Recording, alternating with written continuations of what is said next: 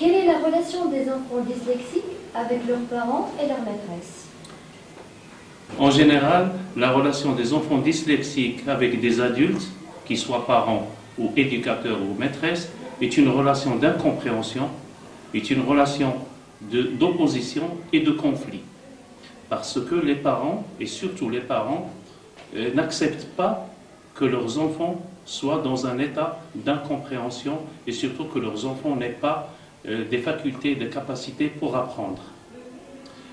Donc, souvent, les parents, ils se révoltent et ils commencent à punir leurs enfants, ou bien surtout, et ce qu'il ne faut pas faire, c'est leur faire des cours du soir. Un enfant dyslexique n'a pas besoin de cours supplémentaires, ou bien de cours de rattrapage. Au contraire, il a besoin de quelqu'un qui le suit et qui comprend son cas. En classe, les enfants dyslexiques vivent vraiment une vraie souffrance. Parce que si la maîtresse, par exemple, ne connaît pas le problème de l'enfant, elle ne sait pas ce que c'est que la dyslexie, elle ne sait pas que l'enfant, il ne le fait pas exprès. Parce que l'enfant, quand il n'arrive pas à lire, quand il n'arrive pas à écrire, moi je dirais c'est comme une sorte de maladie. Quand l'enfant a de la fièvre, ou bien quand il a mal à la tête, ou bien quand il a mal au ventre, ben, on ne le punit pas. Et bien c'est la même chose. Quand l'enfant n'arrive pas à lire, n'arrive pas à écrire, il ne faut pas le punir, il faut trouver la source de la difficulté et l'aider au mieux. D'accord. Qu'est-ce que vous exigez comme profil aux éducatrices qui travaillent avec les enfants dyslexiques? Il vaut mieux que ces éducatrices aient un esprit jeune, qu'elles aiment le jeu et qu'elles aiment aider les enfants en jouant. Leur apprendre à lire, à écrire, mais un peu en jouant. Parce que l'enfant dyslexique, il ne peut pas se concentrer très longtemps. Il a une concentration d'un quart d'heure, 20 minutes. Après, il faut faire avec lui un jeu. Donc, il vaut mieux choisir une éducatrice qui aime le jeu, qui aime les enfants, qui est patiente, très patiente avec les enfants, bien sûr, et surtout qui connaît toutes les phases par lesquelles doit passer un enfant pour apprendre à lire, pour apprendre à écrire, parce qu'il y a des étapes à respecter. Et aussi, il faut que cette maîtresse ait une formation en communication et en relations humaines. Il faut qu'elle soit patiente, il faut qu'elle aime les enfants, qu'elle aime aider, qu'elle est bienveillante et surtout qu'elle soit altruiste. C'est-à-dire, elle aime aider, elle aime ce métier. Il faut aimer. Si on n'aime pas, on ne peut pas aider. Déjà, on sait en France que la dyslexie est admise comme un handicap depuis 2002. Mais malgré ça, le système éducatif ne tient pas en considération une éducation spéciale pour les dyslexies. Est-ce qu'au Maroc, c'est pareil? Au Maroc, il n'y a pas encore de statistiques qui ont été faites dans les écoles, par exemple publiques ou bien privées, pour déjà connaître le nombre et le pourcentage de dyslexiques. Donc ça se voit déjà qu'on a un certain retard. Au moins en France, on sait qu'à peu près, il y a 5 à 10% d'enfants atteints quand ils ont une dyslexie qui est grave. Il y a un autre type de dyslexie, c'est une dyslexie légère, entre 10 et 15% d'enfants sont atteints. Donc à peu près dans les classes, on trouve à peu près 2 à 3 enfants par classe qui ont une dyslexie. Mais au Maroc, ça n'a pas encore été fait. J'espère que ça va se faire bientôt, Inch'Allah. On peut vous demander, est-ce que vous savez déjà les causes? Est-ce que c'est un problème psychologique ou neurologique ou cérébral? Déjà, qu'est-ce que la cause qui rend ces enfants un peu en retard, qui leur pose des difficultés d'apprendre surtout les lettres et les prononciations? D'accord. Déjà, quand on rencontre un enfant qui a des difficultés d'apprentissage, et déjà, il faut éliminer et écarter les causes qui sont par exemple psychologiques ou bien neurologiques ou autres, ou bien des causes qui ont un rapport avec l'affectivité, avec l'affection, avec la relation avec les parents. Ça peut être éducatif. Si on écarte ces problèmes, là on s'intéresse et on se dit, ah, peut-être il y a une dyslexie. Mais l'origine exacte, mais vraiment exacte de la dyslexie n'est pas connue à 100%. Il y en a qui pensent que c'est neurologique, mais elle n'est pas vraiment connue à 100%. Mais déjà, quand on rencontre un enfant qui est dyslexique, c'est-à-dire qui a des difficultés de lecture ou bien d'écriture, par exemple, c'est un enfant écrit à l'envers. Pour écrire en français, on écrit de gauche à droite. Mais il y a des enfants qui sont dyslexiques, des fois ils écrivent de droite à gauche. C'est-à-dire à l'envers, on appelle ça l'écriture en miroir, il faut utiliser un miroir pour arriver à lire. Ou bien l'enfant, il saute des lettres, ou bien il ne les prononce pas. Il y a différents types de dyslexie. Il y a de la dyslexie de calcul, d'écriture, de lecture. Qu'est-ce qu'on exige comme profil aux éducatrices qui travaillent avec les enfants dyslexiques? Tout d'abord, il vaut mieux que l'éducatrice qui s'occupe des enfants dyslexiques ait un esprit jeune, qu'il aime en quelque sorte jouer avec l'enfant. Parce qu'avec un enfant dyslexique, il vaut mieux un apprentissage par le jeu. Parce que l'enfant dyslexique, il ne peut pas se concentrer. Il a des difficultés d'apprentissage, de lecture, d'écriture. Il a une concentration d'à peu près un quart d'heure à 20 minutes. Donc il vaut mieux que la maîtresse, l'éducatrice, arrive à maîtriser l'enfant pendant cette durée de temps par une relation humaine très profonde, par sa relation avec l'enfant. Il faut qu'elle ait des qualités humaines de communication. Il faut qu'elle soit altruiste en quelque sorte, c'est-à-dire elle aime aider. Il faut aimer l'autre pour qu'il apprenne mieux. Est-ce qu'il y a des méthodes spéciales, si j'ai bien compris? Il y en a des méthodes spéciales, alors qu'est-ce qu'elles sont en réalité? Des méthodes pour mieux apprendre avec l'enfant, pour l'aider au maximum. En principe, il y a des phases et des étapes par lesquelles on passe dans l'apprentissage, surtout l'apprentissage de la lecture. Donc déjà, l'étape normale et naturelle qu'on fait avec un enfant normal non dyslexique, il faut respecter ces étapes. Simplement, il faut prendre du temps, être plus patient et qu'il y ait un peu de répétition, parce que l'enfant dyslexique, il a une faible mémoire, il n'arrive pas à très bien mémoriser, il oublie vite. Donc la méthode, elle est celle qu'on utilise avec les enfants. Simplement, l'enfant dyslexique, il a un peu un retard par rapport aux enfants normaux qui apprennent naturellement. Il a en quelque sorte un retard de 18 mois à 20 mois.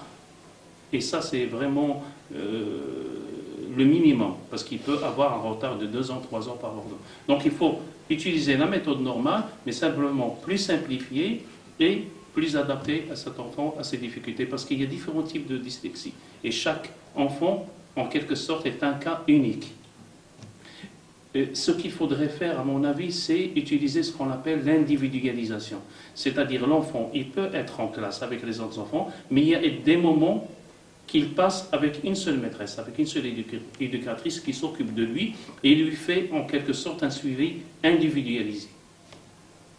Donc si j'ai bien compris, on reste pas dyslexique. Donc avec une simple éducation normale, on peut dépasser cette phase. Malheureusement non, parce que la dyslexie, c'est-à-dire on est de naissance dyslexique, on vit avec et on meurt avec. La dyslexie, elle reste tout le temps. Simplement, il y a un retard par rapport aux autres enfants, mais ça ne veut pas dire que les enfants dyslexiques ne peuvent pas réussir, parce que Einstein était dyslexique, Edison était dyslexique. Il y a beaucoup de personnes qui sont de renommée mondiale qui étaient dyslexiques. Simplement, ils ont une intelligence qui n'est pas bien partagée et n'est pas bien spatchée. Comment avez-vous su que votre enfant est dyslexique? J'ai su que mon enfant est dyslexique par mon expérience, tant que je suis sage-femme. Et j'ai lu sur des bouquins et j'étudie ça. Mais j'étais déçue lorsque j'ai annoncé au pédiatre. Il m'a dit, bon, il n'y a pas la dyslexie. Il y a ce qu'on appelle en arabe chouch. Alors, comment avez-vous réagi vis-à-vis de cette nouvelle situation? Vraiment comme toutes les mamans qui aiment bien voir son enfant, le meilleur de la classe, le brillant de la classe. Mais malgré ça, j'essaie de trouver des solutions pour y arriver. Alors, quel a été votre premier bout de secours ou bien votre première direction? Je suis partie chez le pédiatre. Mais malgré ça, je n'ai pas trouvé de réponse. Et après? Après, ça tardait un peu. J'ai découvert ça à l'âge de 5 ans, chez ma fille Sarah.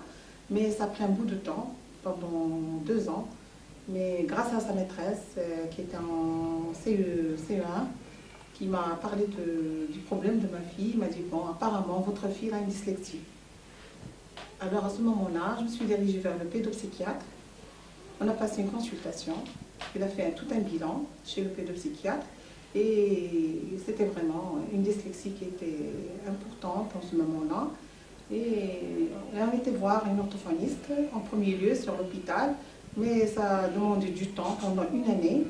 Et on n'a pas arrivé tellement à des petites solutions parce qu'au niveau de l'hôpital, c'est un petit peu dépassé. Et après, j'étais mise sur une association des enfants dyslexiques qu'on appelait en 2010. Et à ce moment-là, où j'ai pu voir une orthophoniste et on a fait tout un bilan chez l'orthophoniste. Et on a commencé des séances de rééducation pendant une année. Et ça va, alhamdoulilah, on peut y arriver. Quel est vos souhaits à travers vos efforts que vous faites pour votre enfant? Mon enfant, mes souhaits, c'est de résoudre ce problème chez mon enfant, chez tous les enfants. En ce moment-là, on a pensé de créer une association concernant les enfants en difficulté d'apprentissage pour les aider, les faire sortir de leurs problèmes. Ce n'est pas un handicap, mais c'est un problème qui naît chez tous les enfants. Mais pour nous parents, les enseignants, pour nous c'est un handicap. Alors que ce n'est pas un handicap, ce sont des enfants qui peuvent y arriver avec notre soutien, ainsi que le soutien des institutrices, des écoles et nos associations qui doivent travailler dessus. Bonjour. Bonjour, Tu t'appelles comment? je m'appelle Sarah. Tu es en quelle classe? Classe 6e année marocaine ou française? 6, français. L'école s'appelle comment? Jules Verne. Et qu'est-ce qu'ils ont comme un programme pour toi? Programme de CD. Et c'est quoi? C'est un programme CNED ou marocain? C'est le programme de CNED. Ah. Et quel est ton problème? Programme de lire le chiffre. Très bien. Donc tu as un problème de lecture et d'écriture et les maths. Et tu as un problème de santé? Oui. Comment il s'appelle ton problème? Programme de lire. Ok. Donc tu es dyslexique. Et qu'est-ce que tu veux devenir quand tu seras grande? Faire une peintre. Tu veux faire de la peinture? Tu veux devenir un grand artiste? Oui. Tu as un souhait pour toi? Qu'est-ce que tu souhaites que les gens fassent pour toi? Tu veux qu'on t'aide? Oui. Alors, on espère que tout ira bien pour toi. Merci beaucoup, Sarah. Alors, nous sommes l'association Ampeda. C'est l'association marocaine des parents d'enfants à difficulté d'apprentissage. Cette association a pour but de sauver les enfants qui ont des difficultés dans les écoles. Quel genre de difficultés?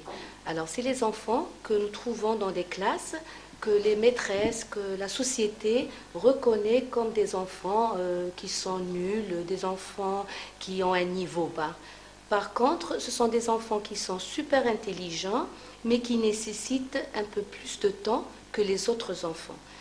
Cela veut dire qu'il leur faut un peu plus d'amour, travailler avec eux avec beaucoup de simplicité. C'est des enfants qui peuvent devenir et qui ont l'intelligence de donner beaucoup. On peut prendre le cas par exemple de Einstein, on peut prendre le cas de Picasso, on peut prendre le cas de Mozart, de Beethoven. C'est tous des gens qui étaient dyslexiques et qui maintenant ont mis leur nom sur le marché.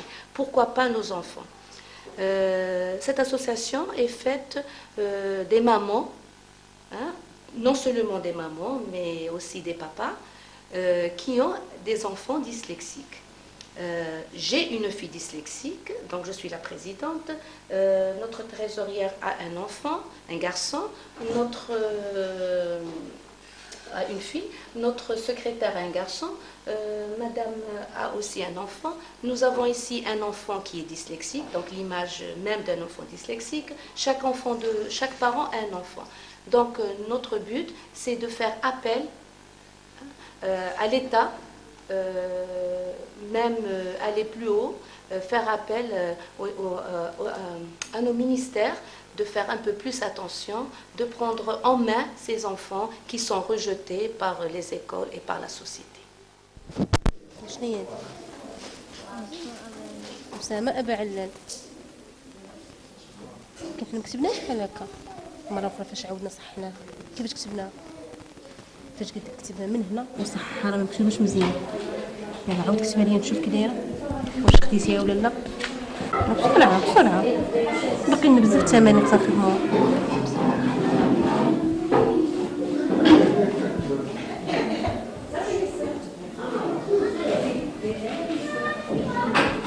منين تكتب أسامة دير انتيغي وعاد كمل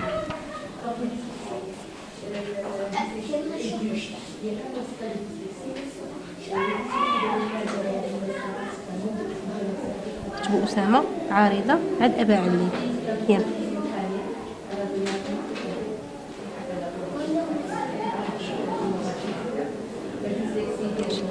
ما كملتيش شو أسامة شو هنا كي درتي لها الألف والسين والمد والميم والتاء مربوطة ياك شوف هنا الألف والسين والمد فين الميم فين الميم تعاودها مرة أخرى يلا ما تنساش الميم والتاء مربوطة والنقطتين فوق التاء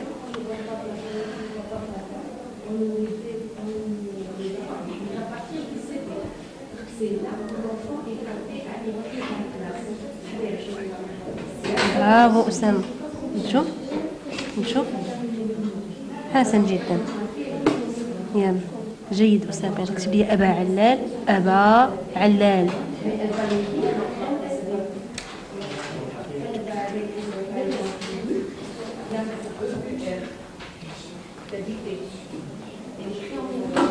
شوف هذه لا ودي ولكن العين نمشي هنا وعد اللام وعدلنا اللام وأبا هنا الأبا صحيح أسامة مزيانة صح أبا علال لكن ما تنسى والو حاول ما تنساش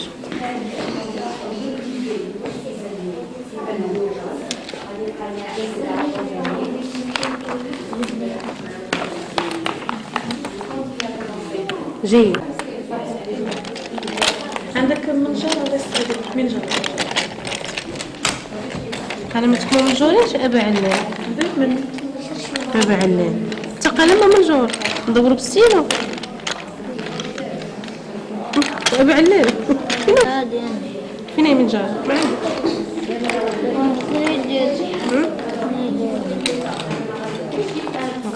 دور بالسيلو ما عندكش منجر دور بالسيلو يلا شوف هذا هو بغيتي هذا احمر اللي ديما ديري السيلو احمر ديالي شوف شوف هي بحال هادي ياك شوف هادي مزيان ياك وشوف هي اللي بحالها غت جونتور ياك جونتور لاربغ ايدونتيك اللي كتشبه لهادي ياك ياك خالص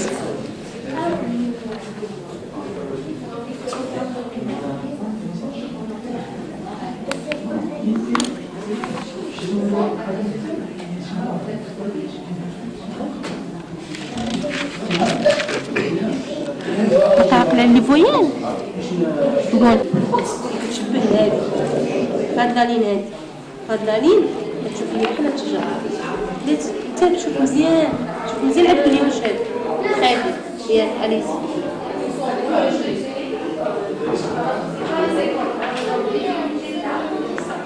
دابا غنجيو لهاد لالين هادي شفتي هاد لاوز شفتيها فين شفاء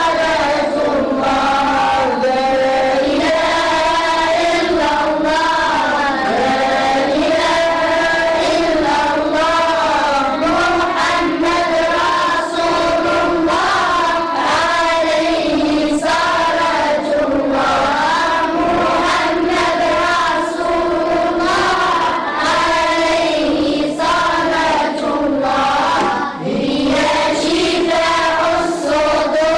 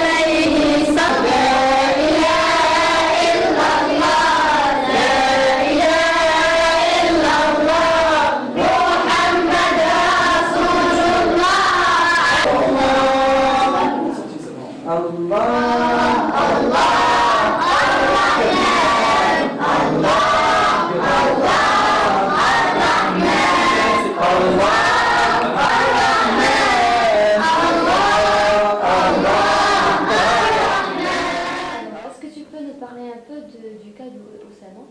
Oui, bien sûr. Alors, Oussama est un enfant dyslexique. Qu'est-ce que ça veut dire, dyslexique? Ça veut dire un enfant qui a un problème d'apprentissage. C'est une sorte de maladie. Alors, dans notre école, nous essayons de communiquer avec eux d'une façon spéciale, puisqu'ils sont des élèves exceptionnels, ils ont besoin de méthodes exceptionnelles. Par exemple, nous essayons de les faire sentir qu'ils ne sont pas dans des classes classiques, c'est-à-dire rangées, maîtresses, tableaux, etc. Si vous le remarquez, les classes ou bien les salles où ils reçoivent leur suivi sont différentes. Des tables rondes, des couleurs, des jouets, etc. Nous essayons par exemple de construire ou bien de créer une relation amicale entre la maîtresse et l'enfant, c'est-à-dire la maîtresse ne reste plus une maîtresse, il devient un ami pour lui par exemple.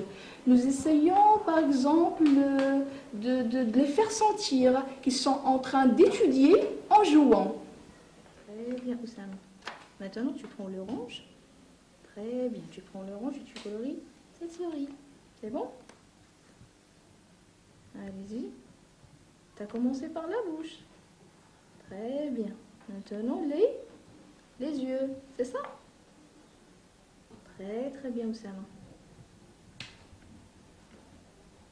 Très bien Oussama, tu es le meilleur. C'est ça. Cette partie-là? C'est ça. Et cette partie? Très bien Oussama. Très bien Oussama. Alors, pourquoi tu t'habilles comme ça? Bon, je m'habille comme ça, comme vous voyez, comme un petit enfant, juste pour que l'enfant se sente à l'aise. Parce que l'une parmi les méthodes qu'on a choisies, c'est communiquer avec l'enfant comme si je suis sa copine, son amie. Maintenant, on va jouer avec la balle. C'est bon? Tu veux jouer? Tu veux pas? Tu veux? Allez. Oups.